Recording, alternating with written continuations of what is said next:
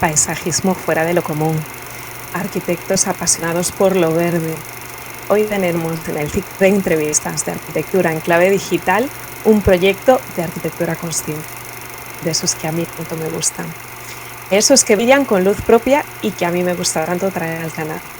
Hoy nos adentramos dentro de un universo verde, el universo Singular Green, una firma de arquitectura y paisajismo pionera en dotar a las ciudades de espacios verdes mediante la integración de arquitectura y naturaleza. Nos vemos dentro.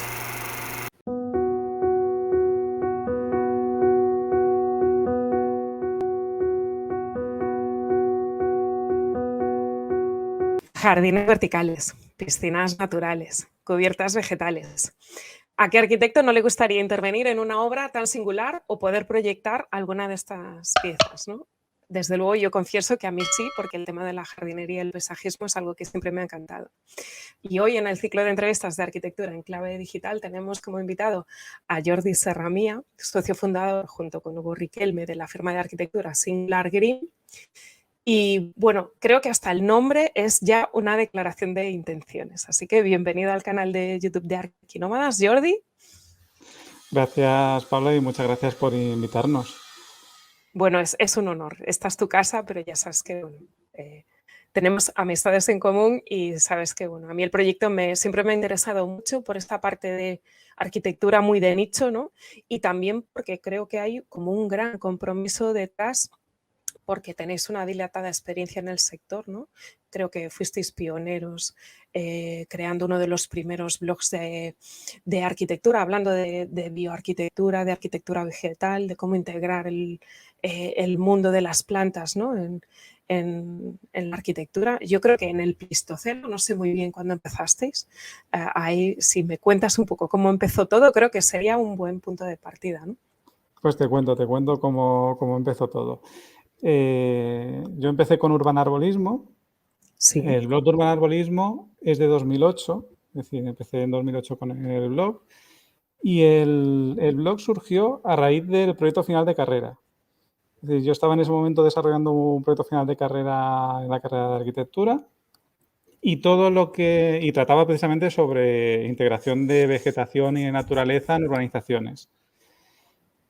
Y entonces todo lo que veía, es decir, de jardines verticales, de cubiertas, de todo esto, que ya era algo que me gustaba, es decir, que ya había durante la carrera hecho varios proyectos sobre esto, pues me puse a colocarlo en el blog porque no había nadie que escribiera sobre esto. Es decir, las cubiertas vegetales en 2008 era algo muy incipiente, los jardines verticales, pues no sé si había solo una empresa en España en ese momento y había hecho 1 o 2 jardines verticales.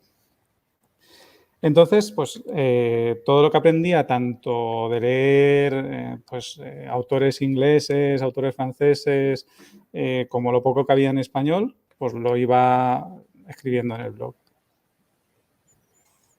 Bueno, pues realmente sí que habéis sido de los pioneros. Voy a compartir, a ver si el streaming no nos suelta, no nos juega una mala pasada, pero yo creo que vale la pena hacernos, que nos demos un paseo por el blog, que a día de hoy sigue estando ahí activo, porque realmente lo tenemos un poquito abandonado.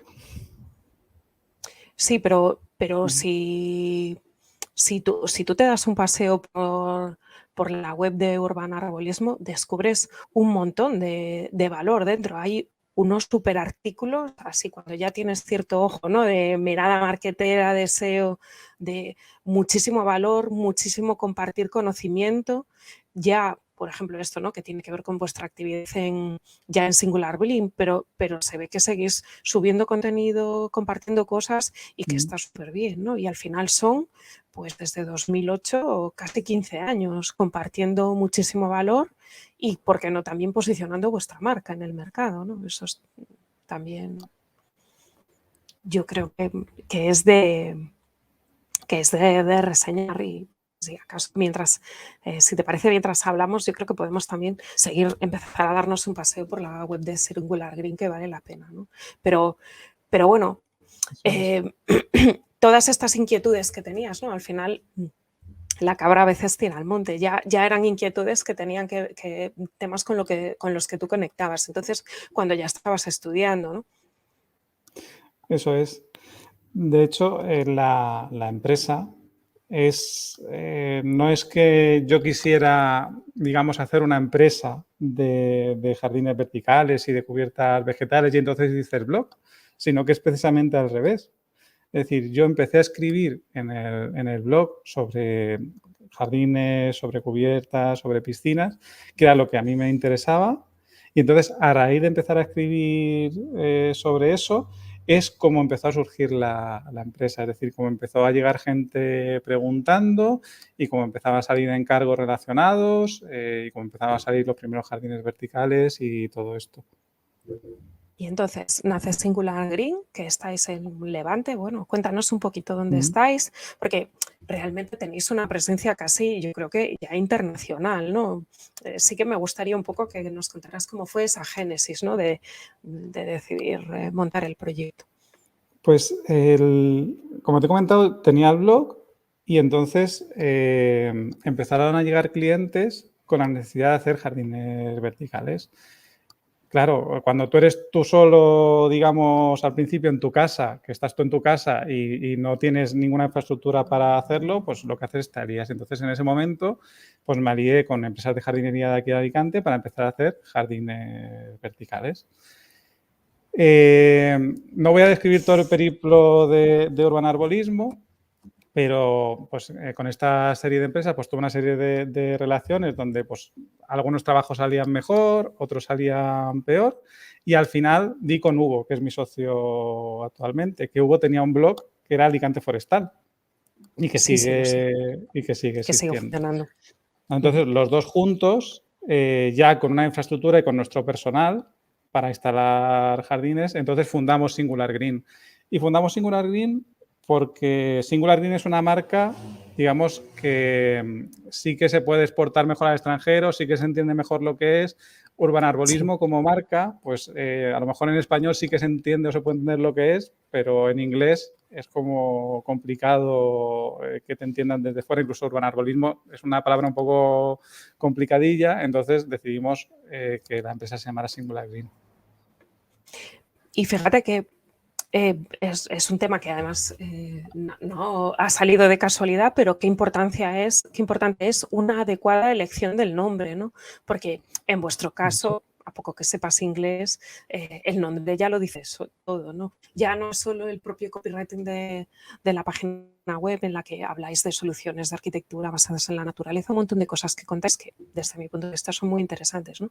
Pero la propia elección del nombre es importantísimo porque si pues Urban Arborismo, que es un nombre como más complicado, ¿no? Que voy a decir yo, que he elegido un palabra complicado también, ¿no? Pero cuando aciertas y das en la diana eligiendo un buen nombre, mucho camino ya va andado, porque solo necesitas tener como muy integrada tu propuesta de valor y eso ya te permite presentarte en cualquier parte del mundo, ¿no? Y esa vocación de internacionalización que me consta que tenéis, me parece que un gran acierto, ¿no?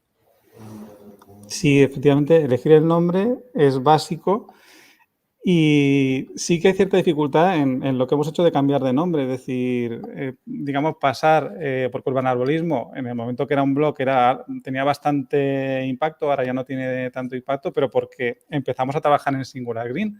Entonces, claro, conseguir mover todo eso hasta Singular Green, pues nos llevó un tiempo que fue un poco como un pequeño paso por el desierto, sí, donde estás como entre dos cosas hasta que una deja de funcionar y la otra empieza a funcionar bien.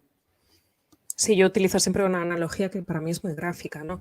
Es muy fácil girar una bicicleta y muy rápido, pero girar un transatlántico con la inercia que tiene es mucho más complicado. Entonces, esto es un poco eso, ¿no? Por eso es tan importante el ser súper estratégico, sobre todo al empezar y elegir un buen nombre, porque estos problemas de cambiarte y mudarte a mitad de camino te los ahorras, ¿no? Ya sin pensar con rollos de posicionamiento SEO, hipervínculos y rollos de estos, que cuando hay que migrar un proyecto, la verdad es que es un trabajazo, ¿no? Si lo quieres hacer bien y no perder posicionamiento y autoridad, sobre todo, ¿no? Ahí necesitas ir muy bien acompañado de buenos profesionales. Sí, pero también Y está bien, es decir, al principio te vas a equivocar desde el reconocimiento casi seguro. Entonces está bien, pues bueno, pues me he equivocado al decir este nombre, no pasa nada, pues elijo otro y sigo adelante. no, está perfecto. A ver, indudablemente por el camino siempre hay tropiezos, ¿no? Lo importante muchas veces de esos tropiezos es el aprendizaje. Para mí, en estos momentos, creo que lo ideal a veces es combinar ambas partes, ¿no? La parte de voy a fluir, voy a descubrir, voy a probar. Para mí, una gran receta del éxito es estar dispuesto a probar y estar instalado en la acción, pero en estos momentos el ir bien acompañado al final te permite ir más rápido, porque si vas acompañado de alguien que ya cometió errores, si yo mañana me quiero montar, que algún día será, ¿no? Una piscina natural, pues no es lo mismo que lo haga yo sola, que seguro que me voy a equivocar, que si lo hago acompañado por vosotros, porque me estoy catapultando en toda vuestra experiencia de 15 años montando piscinas de este estilo, ¿no? Entonces, creo que combinar, por supuesto, el estar probando y de repente decir, pues elijo estas plantas, pues puede estar perfecto también y funciona maravilloso, una planta más que incorporamos al catálogo, pero si tú me dices, va a ser que esta no, porque ya la hemos probado, pues eso que me evito, ¿no? Sí, no, la experiencia en ese sentido es un grado. Y aún teniendo muchísima experiencia, aún así, después de 15 años trabajando, seguimos cometiendo pequeños errores que debemos solucionar, es decir, siempre estamos en continua mejora. Sobre todo en vuestro caso, que estáis trabajando y haciendo arquitectura con elementos vivos, ¿no? Porque, por ejemplo, esta foto que es de uno de vuestros últimos proyectos de Valladolid, ¿no? De las velas vegetales, que a mí me parece una pasada. Tiene que ser toda una experiencia, ¿no? Cómo se construye, cómo se instala, cómo se mantiene eso, porque no es lo mismo una vela en Galicia que una vela en Valladolid, entiendo yo. A ver, no es lo mismo una vela en Galicia que una vela en Valladolid, igual en las especies vegetales que eliges. Pero en la tecnología para mantener viva esta vela nos da igual si está en Galicia, en Valladolid o por poner una cosa, o en Marruecos, no importa.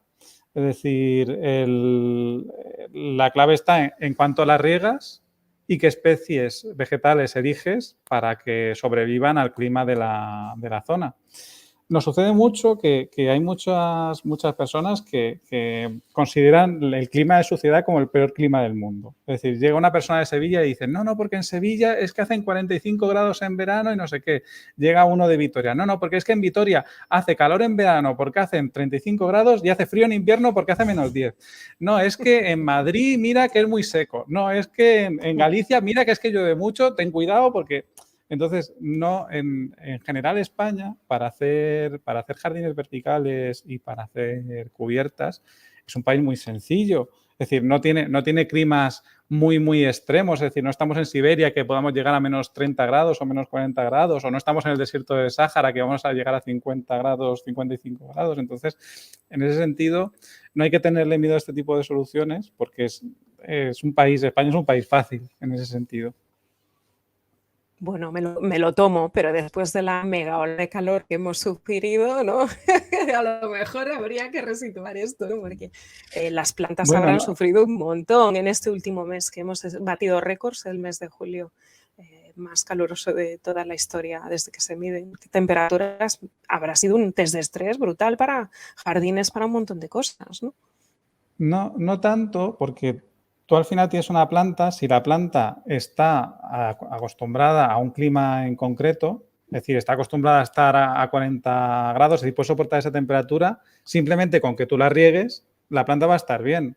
Es decir, sería otro problema diferente si, por ejemplo, tuviéramos una xerojardinería que no la puedes regar, que no la vas a regar y que tú has elegido la planta mal y entonces se seca.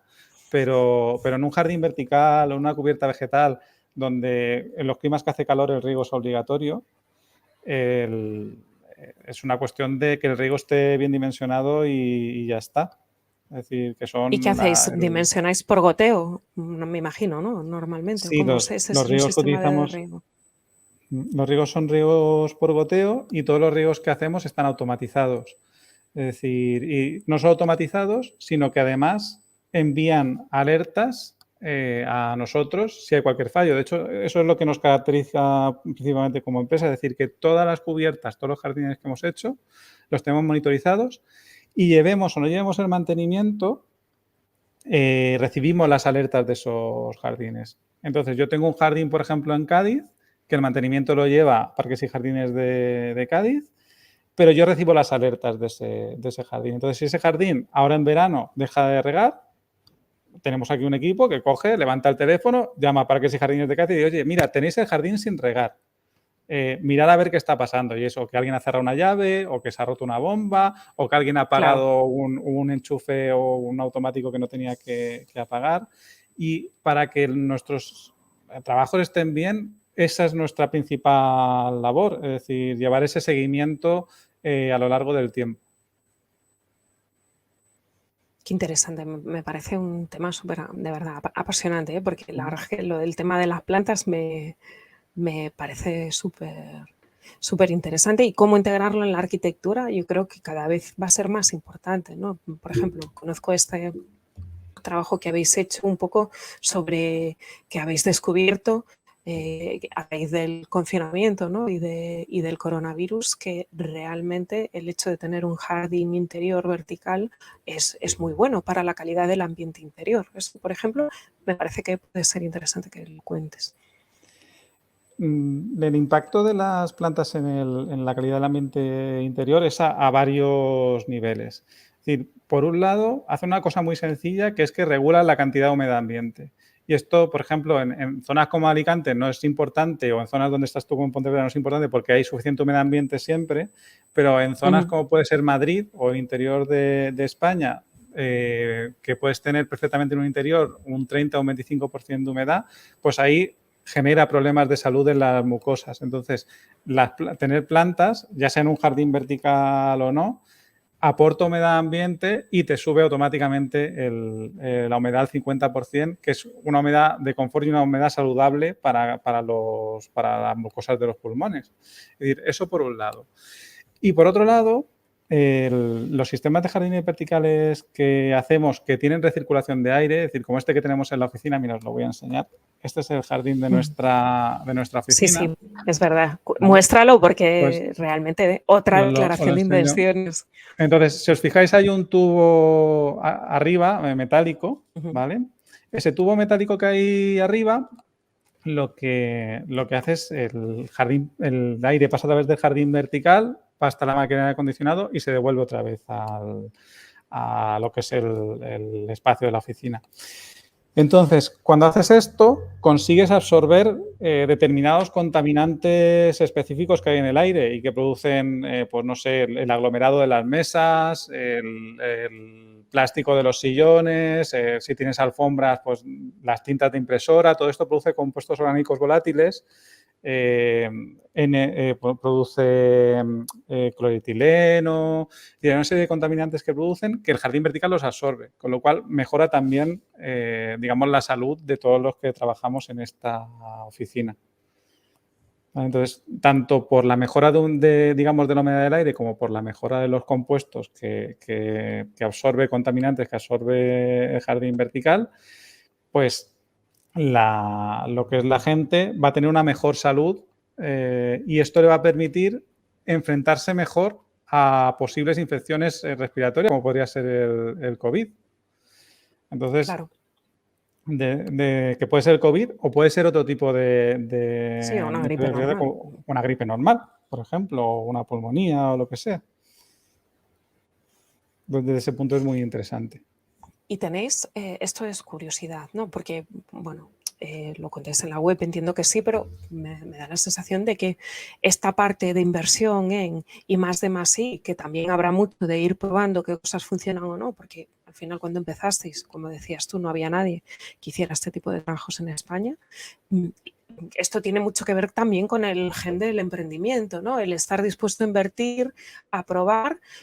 Cuéntanos un poco, porque tenéis, bueno, me consta que participáis en proyectos europeos, eso me parece también como poco digno de reseñar, ¿no? A ver, ahora participamos en proyectos europeos, que es, nosotros decimos que vamos a investigar una cosa, pedimos una subvención y digamos, si es interesante, nos dan la subvención para investigar en una cosa.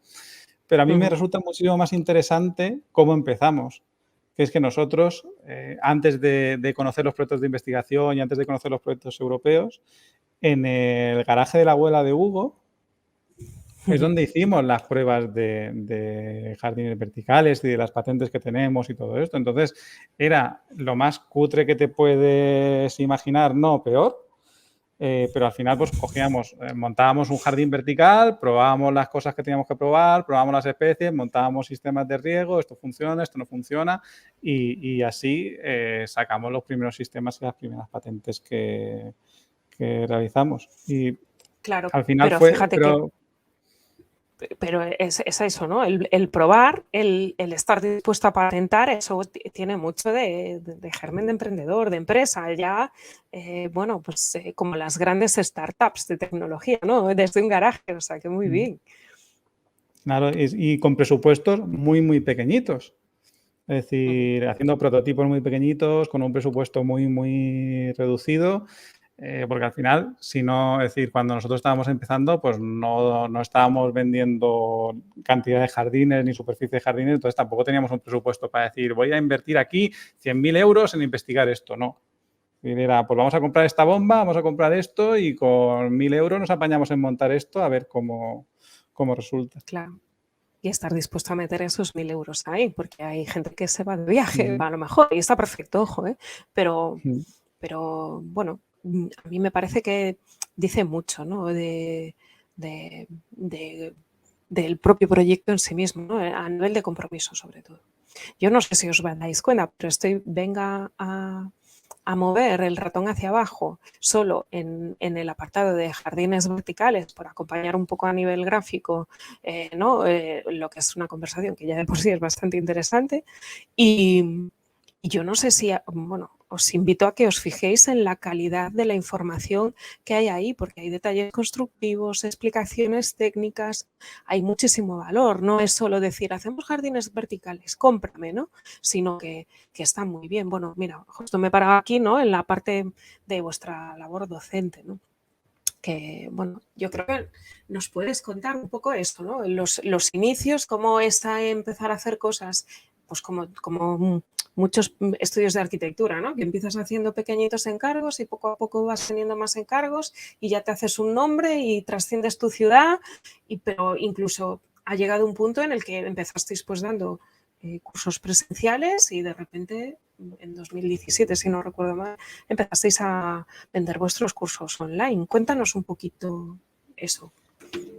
A ver, ya desde que empecé con Urbano Urbanismo en el principio, el objetivo era poder compartir todo el conocimiento en el blog. Hubo un momento en que ese conocimiento era tan interesante y tan específico que incluso había gente que me decía, pero esto no lo cuentes, ¿sabes? O guárdate esto y siempre existe como esa lucha de tengo este conocimiento, lo cuento o no lo cuento y al final toda esa lucha se ha resuelto a que lo contamos todo. Es decir, todo lo que hacemos, cómo funciona todo lo que hacemos, todos nuestros sistemas de jardines verticales, todos nuestros sistemas de riego, los describimos perfectamente al dedillo, es decir, no nos guardamos nada. Y hay gente que me dirá, pues te van a copiar. Pues sí, igual puede llegar una persona y me puede copiar, pero le va a faltar como toda la experiencia y toda la infraestructura para poder ofrecer el servicio que yo ofrezco. Y en eso está la diferencia. Es decir, que puede llegar una persona y montar un jardín vertical con, digamos, lo que nosotros explicamos en los cursos o lo que explicamos en la web y todo eso. Y en el canal de YouTube, que contáis mucho también, luego hablaremos de ello. Pero, por ejemplo, esto que te he contado de tener una infraestructura para poder supervisar todos los jardines que tenemos y poder dar un servicio postventa de si en cualquier momento cualquier jardín falla, llamar al cliente y decir, oye, mira, que le está fallando el jardín, haz esto, eso no lo tiene. Entonces, al final, nuestra distinción como empresa está en ese servicio que ofrecemos. Y el conocimiento, yo siempre he pensado que el conocimiento es para darlo, es decir, para que lo tenga todo el mundo. Sí, a ver, yo estoy contigo. Creo que en el acto de compartir, de ser generoso en compartir el conocimiento, acabas recibiendo muchísimo más de lo que tú estás dando, ¿no? Que es perfectamente lícito no querer compartirlo, ojo, no es una crítica, pero yo soy de las que piensa que cuanto más das, más recibes a la larga, ¿no? Porque en el fondo, en vuestro caso, con esta labor de divulgación, estáis ayudando pues, que a otros técnicos poco a poco se metan ahí, ¿no? Al final, es el hecho de y que en vez de que haya 100 jardines verticales interiores en España, puede haber 1000, puede haber 10.000, estás impactando en la vida de muchísima gente, en la salud de mucha gente. Entonces, depende del prisma desde donde lo mires, pues al final estás contribuyendo a un bien mayor, ¿no? Que te trasciende a ti, trasciende tu empresa. Hemos tenido una interrupción ahí que a Jordi estaba solo en el estudio y ha tenido que atender a una persona y tenemos que retomar la idea, ¿no? Estábamos un poco en la parte de que el proyecto nace compartiendo, ¿no? Y desde ese punto de compartir, en el fondo nacéis desde el principio muy vinculados a estar en Internet. Eso es lo que te explicaba al principio, que no es una empresa que haya hecho una página web, sino que es una página web que ha generado una empresa. Es precisamente al revés. ¿Y qué buscabais? Quiero decir, buscabas compartir, pero a nivel de negocio, ¿buscabas algo de forma concreta? ¿Eso ha venido después, cuando ya disteis el salto a crear la marca de Singular Green? Es que en diferentes momentos yo he buscado cosas diferentes. Es decir, nunca he tenido como un objetivo que se haya mantenido en el tiempo. Es decir, al principio cuando escribía en el blog, mi único objetivo era simplemente hacerme como una bitácora, es decir, ir como escribiendo y sintetizando las cosas que yo iba aprendiendo y compartiéndolas con los demás. Después hubo un momento donde ya empezó a interesarme que el blog tuviera más audiencia. Entonces empiezas como a orientar los artículos a cosas que sabes que la gente responde y ya vas buscando como determinados temas.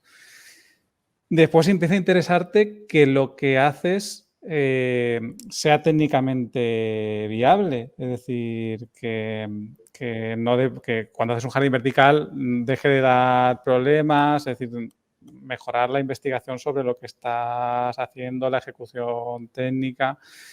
Y ahora mismo, pues lo que me preocupa es crecer con cierto sentido.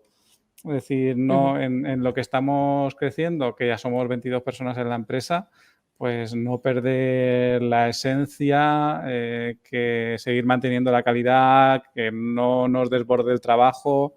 En cada momento persigues una cosa diferente. Claro, porque al final el negocio cambia, la vida es cambio, nosotros cambiamos con el tiempo, pero los negocios y los clientes cambian, evolucionan. Entonces, esa parte de que es un flujo continuo en el que haces una continua revisión es súper interesante, porque además una empresa es un ente complejo, es decir, hay personas, hay intereses de los dueños de la empresa, está pues la marca, la presencia digital, la reputación, hay muchas cosas, ¿no? El marketing, las ventas, hay muchas cosas, es una maraña complicada de muchos intereses que se entretejen entre sí y que hay que atender a todos y a veces pues hay que impulsar una parte, ¿no? Pues las finanzas, la contabilidad y de repente otra, pues el canal de YouTube, ¿no? Que por ejemplo vosotros ahí se nota que esa parte de trabajar la reputación, de querer tener más alcance, querer dar el salto al charco, ¿no? Y ya tener más presencia en América, yo creo que, bueno, yo lo percibo, ¿no? Que cada vez tiene más importancia el canal de YouTube, el dar el salto, estar dispuesto a mostrarse, ¿no? Cómo habéis evolucionado en vuestra manera de hacer los vídeos también, me parece que hay también, hasta nos puedes contar mucho, ¿no? De esa propia evolución de que ibas buscando en cada momento. A ver, respecto al canal de YouTube, hubo un momento ya que éramos Singular Green, donde el trabajo nos había desbordado tanto que habíamos dejado de publicar, de enseñar lo que hacíamos, de hacer cosas, es decir, pues lo típico, es decir, escribes sobre, mejoras tu comunicación hacia los demás, tienes éxito, te viene toda la avalancha de gente Y mueres de trabajo y entonces descuidas, de repente descuidas toda la comunicación y te dedicas solo a trabajar. Y hubo un momento en que dijimos, ¿qué estamos haciendo? Si seguimos así, ni vamos a poder crecer y no solo no vamos a crecer, sino que dentro de 2 años vamos a dejar de tener trabajo porque no estamos comunicando bien. Y entonces entró Elena en la empresa y a raíz de Elena dijo, no, es que lo que hay que hacer es hacer vídeos de YouTube explicando lo que hacéis porque va a ser muchísimo más efectivo. Y ahí es donde nos lanzamos a hacer vídeos de YouTube pues contando lo que hacemos. Y no hacemos vídeos de YouTube desde hace tanto tiempo, no sé si empezamos hace 2 años, es que con la pandemia he perdido un poco la noción del tiempo, pero 2 años, 2 años y medio, puede ser 3 años, no más. Pero, a ver, yo que ahora tengo también ojo de youtuber, ¿no? Se ve muchísimo el cuidado en la realización, en cómo los vídeos están como muy bien estructurados, cómo hay detrás, pues eso, alguien que sabe también, ¿no? Y que os ha ido encauzando muy bien para hacer esos grupos de generación de contenidos, que pues la parte de jardines verticales, la parte en la que explicáis todo el proceso de construcción de una piscina natural, que hay un montón de valor aquí, ya no solo en la propia web, que ya nos hemos dado un pase y en función de lo que dure la entrevista podemos ir viendo más cosas, pero de verdad yo os invito a que por supuesto, a que os suscribáis al canal si os interesan estos temas vinculados, pues cubiertas verdes, cosas de este estilo, hay un montón, bueno, eso. ¿Puedo tener un huerto vertical? Yo es que no se me había ocurrido, por ejemplo. Claro, yo vivo en una casa, entonces esa pregunta en mi mente no entra, porque yo si quiero un huerto ya, bueno, de hecho yo tengo mi propio huertillo y hago mis experimentos, ¿no? Pero, y luego eso, que al final, para generar todo este contenido, pues también hay que hacer proyectos y ir a las obras. Entonces, claro, no puedes estar en todo. Hay que elegir dónde estar y quién tiene que estar en cada punto del negocio, ¿no? Claro, es que una persona al final no puede estar en todo. Entonces, lo que hemos hecho es dedicar 1 persona y media, por decirlo así, solo a la producción de vídeos de YouTube y a estructurar contenido. Al final, es decir, yo también he hecho mucho de menos, es decir, cuando empezaba, que lo hacía yo todo, o cuando éramos 2, que entre 2 lo hacíamos todo, esa situación donde tú haces, no sé, haces el proyecto y después escribes un post y después grabas no sé qué y después haces no sé cuántos y después haces una factura y después te preocupas que te paguen la factura y no te la pagan y no sé qué. Es decir, pero eso para empezar está muy bien y yo creo que todo emprendedor tiene que pasar por ahí, es decir, por ser hombre orquesta y hacerlo todo, pero no puedes ser hombre orquesta toda tu vida. Es decir, no, sobre todo porque porque puedes te da mantener... un bagaje y un aprendizaje que vale oro, porque cuando ya empiezas a crecer y te pones el gorro de jefe de empresa y asumes que hay que delegar, el saber cómo quieres que se hagan las cosas porque las has hecho tú es un punto brutal, claro. Exacto. Pero no se puede ser hombre orquesta toda la vida. Es decir, que hay un momento donde tiene que haber una persona que haga las facturas y que se preocupe de que se cobren y que funcione eso. Tiene que haber una persona que haga los vídeos y que se preocupe de que funcione todo eso correctamente. Y de cada cosa debe haber una persona que se preocupe. Si no, si acabas siendo hombre orquesta toda tu vida, algo no está funcionando. Claro, bueno, que está perfecto. A mí me parece que cuando uno decide emprender y montar un negocio, y esto es una mi filosofía de vida, uno tiene que hacerlo de forma alineada con esa vida ideal que él quiere vivir. Y si quiere vivir, no crecer, mantenerse más o menos y estás feliz siendo de orquesta y te permite llevar el estilo de vida que tú quieres, está perfecto.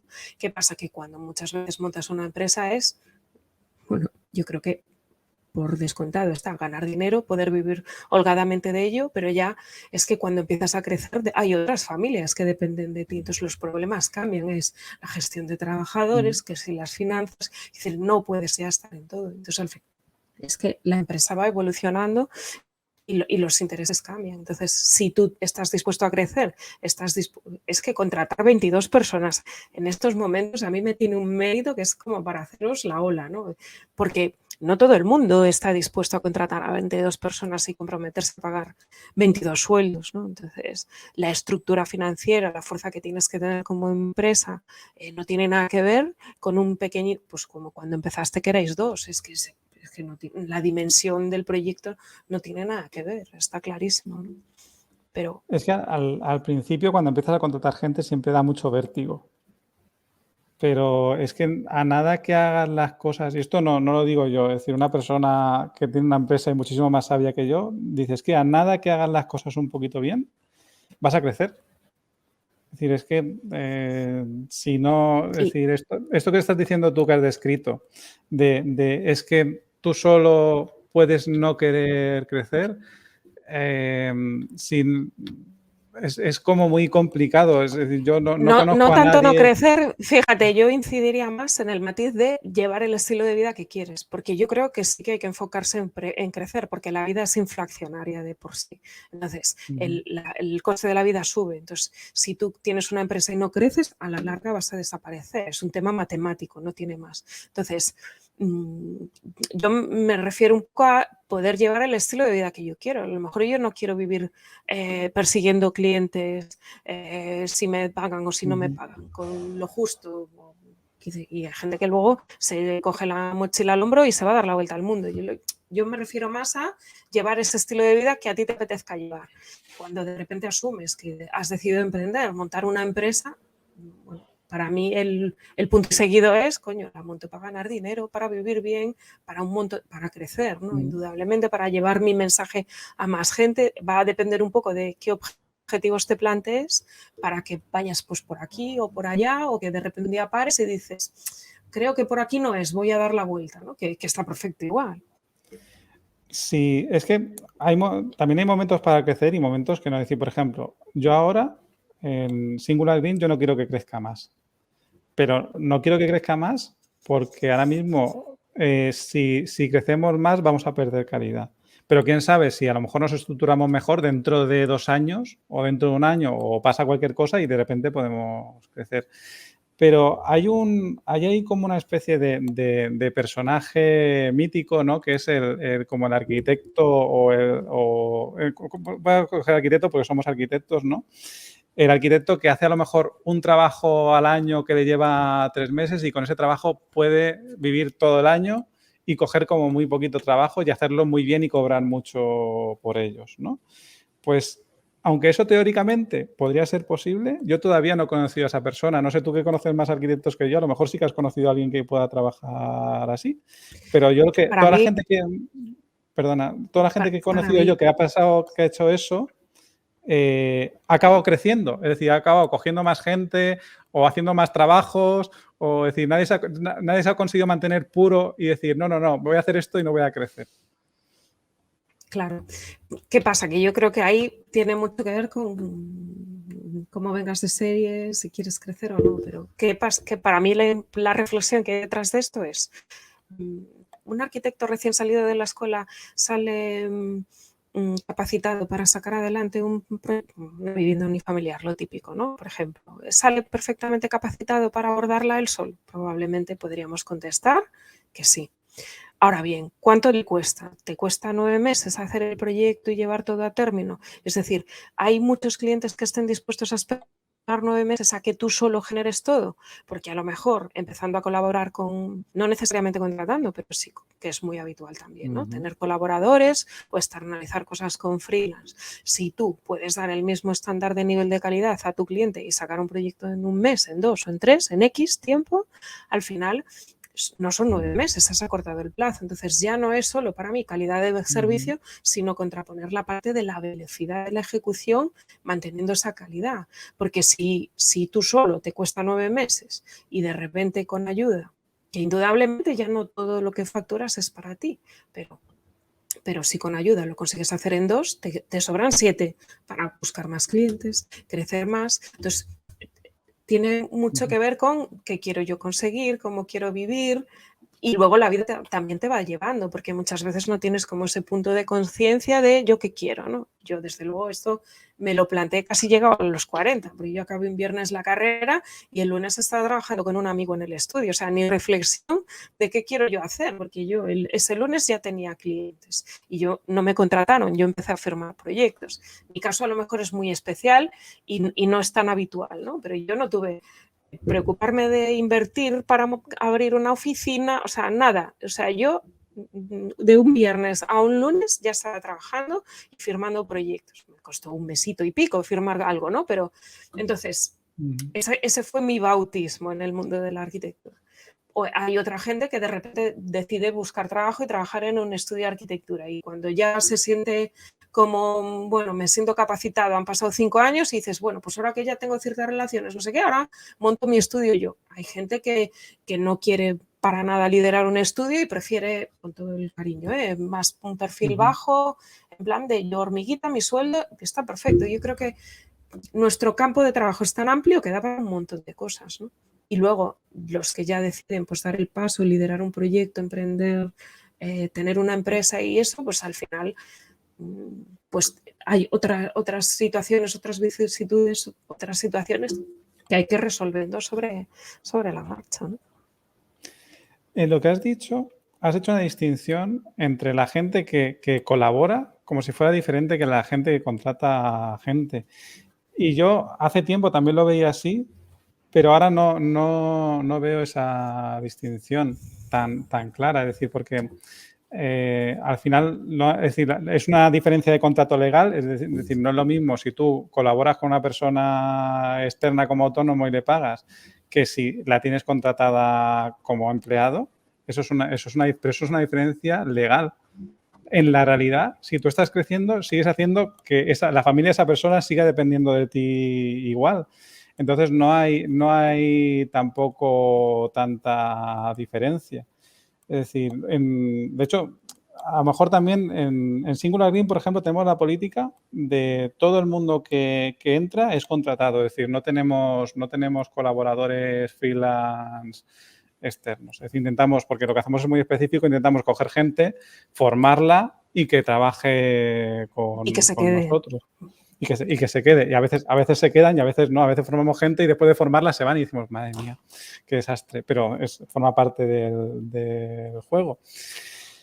Pero no veo esa diferencia. Es decir, que si fueran colaboradores externos yo me sentiría igualmente responsable por saber a gente que la que le está pagando cada X tiempo por hacer trabajos y todo eso. No veo tanta diferencia. Es decir, a mí no me daría esa paz mental o esa que Claro, no, yo sobre todo mi reflexión era respecto de cómo es tu servicio y tu atención al cliente, ¿no? Al mismo estándar de calidad, de una manera sacas un proyecto en 9 meses y de la otra manera lo sacas en 3. Entonces, al final era un poco la reflexión, ¿no? Respecto de cómo yo quiero trabajar, no tanto por la disquisición jurídica de si lo tengo contratado o no lo tengo contratado, porque como bien dices tú, si tú tienes un colaborador externo que te calcula estructuras y todos los meses te ha hecho 3 cálculos de estructura y tú le pagas 3 facturas, en el fondo, si es una relación habitual, esa persona sigue dependiendo de ti de forma regular, indudablemente. Entonces sí, ahí estoy contigo, ¿no?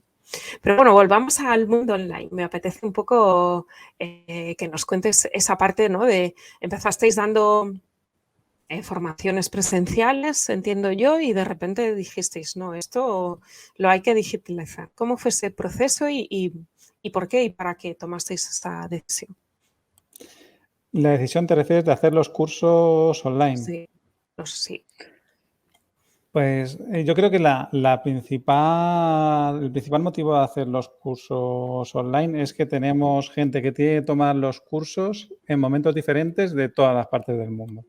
Sobre todo de Latinoamérica, porque como hablamos español, pues la mayor parte de gente es de habla hispana. También mucha gente de Estados Unidos. Entonces, claro, si queríamos, por ejemplo, no podíamos ir a Colombia a dar un curso si teníamos 5 personas apuntadas al curso. Entonces, Claro. no quedaba más remedio que hacer el curso online. Es decir, es una decisión para poder que toda la gente que quiere acceder a nuestros cursos pueda tomar nuestros cursos. Cuéntanos un poco, tenéis 3 cursos online, si no me equivoco yo, el de jardines verticales, el de piscinas y ahora se me ha ido el de cubiertas, El de ¿no? cubiertas, sí, sí, sí. Genial. Y entonces, bueno, sé que los estáis reestructurando, que la idea es ahora, bueno, lanzar la siguiente versión, ¿no? Eso es. Pero cuéntanos un poco eso, ¿para qué es, o sea, a quién está enfocado? ¿A técnicos, a personas normales, a potenciales clientes? ¿Qué idea tenéis sobre cada uno de estos? Primero contarte la filosofía de los cursos. Es decir, la filosofía de los cursos es la misma filosofía que llevamos con Urban Arbolismo desde el principio, que es todo nuestro know-how, compartirlo, con el objetivo de que la gente sepa hacer cursos de jardines verticales. Digo cursos, perdón. Es decir, que sepa hacer jardines verticales. Esto nos diferencia de otros cursos de jardines verticales, es decir, aunque nosotros somos una empresa de jardines verticales y tenemos nuestro sistema de jardín vertical, o nuestros sistemas, porque tenemos varios, el curso que hacemos no es tanto de jardines como de cubiertas como de piscinas, no son cursos donde enseñamos a montar nuestros sistemas de jardines verticales para que los instales, es decir, no son cursos, digamos, orientados solo a instaladores que en un futuro puedan instalar nuestro sistema, sino que son cursos de jardines verticales orientados a conocer el mundo de jardines verticales, qué diferencias hay entre los distintos sistemas, qué sistemas son mejores para un caso, qué sistemas son mejores para otro, qué plantas utilizan en un caso, qué plantas utilizan en otro. Es decir, dar como un conocimiento más general de lo que es el mundo de la jardinería vertical. Igual nuestro cliente, como somos arquitectos, nuestro cliente más objetivo es un arquitecto. Es decir, si un arquitecto quiere aprender qué tipo de jardín vertical es el mejor para instalar en su obra, nuestro curso creo que es el mejor para hacerlo. Porque, claro, si va a un curso de otra empresa, pues le van a decir, mira, es que este es nuestro sistema, es el mejor y lo puedes instalar donde quieras y se instala así.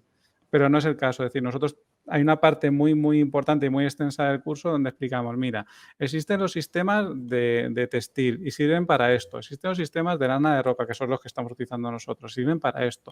Existen los sistemas de sphagnum y sirven para esto. Existen los sistemas de sustrato y sirven para esto. Si quieres hacer un jardín vertical pequeñito en una casa, mejor que utilices un sistema de sustrato. Si quieres hacer un jardín de 400 metros cuadrados, mejor que utilices un sistema hidropónico tal, por esto, por esto, por esto y por esto. En eso consiste nuestro curso, es decir, en abrir el mundo de los jardines verticales y que sea entendible para todo el mundo que quiera aprender sobre ello.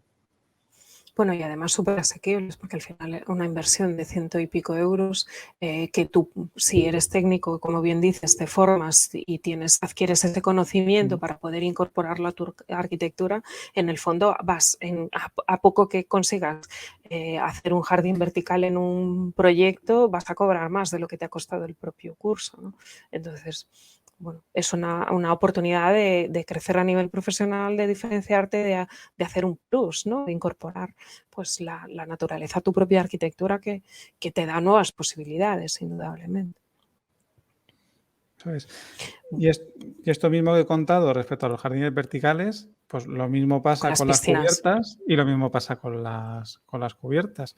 Es decir, y fíjate, ahora mismo hay mucha gente que conoce los jardines verticales porque se ha vuelto algo mainstream. Sí. También pasa lo mismo con las cubiertas, pero las piscinas sigue siendo algo muy, muy desconocido. Es decir, yo todos los días me encuentro con clientes que nos llaman y nos plantean cosas que no tienen nada que ver, como que si hay que cambiar el agua de las piscinas o que tienen miedo de que el agua se ponga verde o si les van a morder los bichos. Es decir, que son cosas que en las piscinas no suceden. Y en ese sentido, pues sí que existe un desconocimiento muy grande sobre lo que es una piscina natural. Y esto en el curso, pues lo intentamos explicar lo mejor que podemos. Yo, fíjate que yo pienso que es un punto en el que todavía hay mucha cancha a la divulgación porque este tipo de piscinas son las grandes desconocidas. Ahora tú te quieres hacer una piscina en tu casa y como mucho, esta es la percepción que tengo yo, piensas en la cloración con cloro o la parte de las piscinas con sal. Y ahí, o sea, poca gente tiene conocimiento de, oye, existe la oportunidad de incorporar las piscinas naturales, porque además no hay químicos, todo lo bueno, ¿no?, de una piscina natural. No hay químicos, si tienes alergias o atopías, lo que sea, un montón de ventajas. Ya no la parte de la ecología, de que fomentas, no sé, un ecosistema, más plantas, esto lo decías en un vídeo que me encantaba, ¿no? Al final estás enriqueciendo un ecosistema, van a venir pues más libélulas, eso hace que haya menos mosquitos. Quiero decir, al final, si tú tratas bien la naturaleza, la naturaleza también te brinda sus propios beneficios, ¿no? Sí, y no es solo eso, sino, es decir, yo podría hablar aquí un montón de todos los beneficios que tiene, tanto ecológicos como de consumo de energía y todo eso, pero hay una parte que es que hasta que no te bañas en una piscina natural no te das cuenta. Y es el cómo disfrutas del agua. Es decir, cuando tú te metes en una piscina de cloro, no sé si conoces la sensación de meterse en una piscina de cloro y ya cuando has metido hasta la cabeza, estás ya oliendo a cloro todo el tiempo. Y metes la cabeza debajo del agua y tienes que tener los ojos cerrados porque si no, cuando salgas de la piscina lo vas a tener completamente rojos y te pican. Y si tienes la piel muy sensible, tirante, bueno, rojeces, un montón de cosas, claro. Y te metes el agua en la boca y sabe a cloro. Y eso en una piscina natural, pues no pasa. Es decir, tú te metes en una piscina natural y no huele a nada. Y metes los ojos debajo del agua y los abres, y aunque no puedes ver, porque para ver te tienes que poner gafas de bucear, da igual porque los puedes abrir y cuando sales no pican los ojos y te metes el agua en la boca y no sabe a nada. Y es un disfrute de la experiencia de baño completamente diferente. Y en ese sentido, pues hay mucha gente, mucha gente que nos llama y nos dice, yo ya me voy a hacer una piscina natural, me la voy a hacer de sal. pero no sabes la cantidad de gente. Nadie, es decir, como si la sal no fuera cloro igual, es decir, no fuera cloración salina, que al final es cloro y sodio. Claro, y pero coges porque el no cloro desconocen que el proceso de descomposición química, quiero decir, por eso digo que ahí tenéis mucha cancha de divulgación. Yo de verdad que os invito que si esto os ha llamado la atención, en el canal de YouTube hay unos vídeos en el que Jordi explica muy bien el funcionamiento de la piscina. Son 4 o 5 vídeos, ¿no? Paso 1, paso 2. Es decir, ahí ves posibilidades, si la quieres hacer de cero, además, si quieres reconvertir una antigua piscina, hay mil cosas, ¿no? Bueno, a mí ya se nota que es un tema que me interesa, ¿no? Que me he visto vídeos, pero me parece súper interesante esa parte, ¿no?, de incorporar la naturaleza ahí. Y yo no he probado nunca el bañarme en una piscina natural, pero te aseguro que tengo muchas ganas de probarlo porque tiene que ser una sensación, pues eso, para los que tenemos la piel delicada, tiene que ser una sensación fabulosa, ¿no? Pues si te vienes por aquí por Alicante, ya sabes que estás Pues no lo invitada. digas 2 veces. Una cervecita y baño en la piscina. Sí, sí. Y a ver, y esto ya es curiosidad personal, porque lo cuentas en algún vídeo, pero el coste de reconvertir, es decir, porque claro, una piscina, ya estamos hablando de, aunque la tengas, ¿no?, o la hagas de nuevo, al final incrementa en cierto porcentaje el coste de construcción de una vivienda, si es nueva, o si ya tienes tu vivienda y de repente haces una piscina, cuando la construyes ya sabes que son X miles de euros, da igual, ¿no? Puede ser de 2x3 o de 10x20, en función de lo grande que sea, es un tema aritmético. Muchas veces el cálculo de a cuánto te sale el metro cuadrado de piscina, ¿no? Pero, por ejemplo, ¿cómo es de complicado ese coste de reconversión? Que he visto que por los vídeos que en tu casa tú ya teníais piscina y que la habéis acondicionado, pues a ver, para una piscina, grosso modo, para una piscina estándar de 4x8, ¿vale?, que es una piscina bastante común aquí en España, el coste, dependiendo de la calidad del agua, oscila entre los 5.000 y los 9.000 euros. Es decir, si la calidad de agua que tienes es muy buena, se va a acercar más a los 5.000. Si la calidad de agua que tienes es muy mala, hace falta mucha más superficie de plantas, mucho más filtro, incluso tipos de filtrado especial, se acercará más a los 9.000 euros. Ujú. Vale, después, pues, si la piscina es más grande, pues más dinero. Si la piscina es pequeña, menos dinero. ¿A qué tipo de, o sea, la calidad del agua te refieres a si es más de tipo ácido, más básico, ¿no? Más alcalina en función del tipo de suelo no sé, aquí en Galicia el suelo es como muy ácido y de repente en el interior en España hay muchísimo más calcáreo, ¿no? Eso también incidirá, me imagino, ¿no? Sí, en general las aguas más calcáreas son mejores que las aguas más ácidas para hacer piscinas naturales. Pero lo que influye de verdad es la cantidad de materia orgánica, sobre todo de fósforo, que hay en el agua. Es decir, aguas con muy poca materia orgánica son muy buenas para hacer piscinas naturales. Aguas con mucha materia orgánica pues requieren más plantas, más sistema de filtrado y todo eso. Es O decir, sea, que que lo no, que hacéis no al influye principio, tanto. perdona que te corto, lo primero que hacéis es hacer una analítica del agua para luego empezar a un poco a asesorar al cliente, mira, para el agua que tienes, este tipo ya no, sino te aconsejamos esto, esto y esto, ¿no? Lo que sé. Eso es, después de hablar con el cliente una primera vez y darle unos precios orientativos, lo siguiente que le pedimos es que nos envíe una muestra de agua. Hacemos un análisis de agua y ya con el análisis de agua ya enviamos el presupuesto definitivo que se firma. Ujú. Entonces, Pues y vale. se puede convertir cualquier tipo de piscina. En ese sentido no hay un limitante. Respecto al desconocimiento de las piscinas naturales, sí que hay una cosa que quiero comentar y es España ahora mismo es el único país de Europa donde no se pueden hacer piscinas naturales públicas. Es decir, esto influye mucho porque tú te vas a Portugal y en Portugal te puedes bañar en piscinas naturales públicas. Te vas a Alemania y en Alemania te puedes bañar en piscinas naturales públicas. Te vas a Italia y en Italia hay piscinas naturales públicas y te puedes bañar. Y eso también influye mucho en el conocimiento de la gente de lo que es una piscina Claro. natural. Y eso también hace que se modifique también mucho lo que es el negocio de piscinas naturales aquí en España. En la Asociación Internacional de Piscinas Naturales donde estamos, para que os hagáis una idea, el socio español que más piscinas naturales ha hecho 50 o 60 piscinas naturales. El socio portugués que más piscinas ha hecho 1.500. Claro, un color. Claro, no hay color. ¿Por qué? Porque en Portugal pues se conocen, porque si tú te vas a un hotel, pues si es un hotel de lujo, tiene una piscina natural. Si te vas a un agroturismo y es de lujo, tiene una piscina natural. Entonces, de repente se asocia la piscina natural con lo que es una mejor forma de disfrutar del baño. Del agua. Genial. Bueno, Jordi, ¿y qué?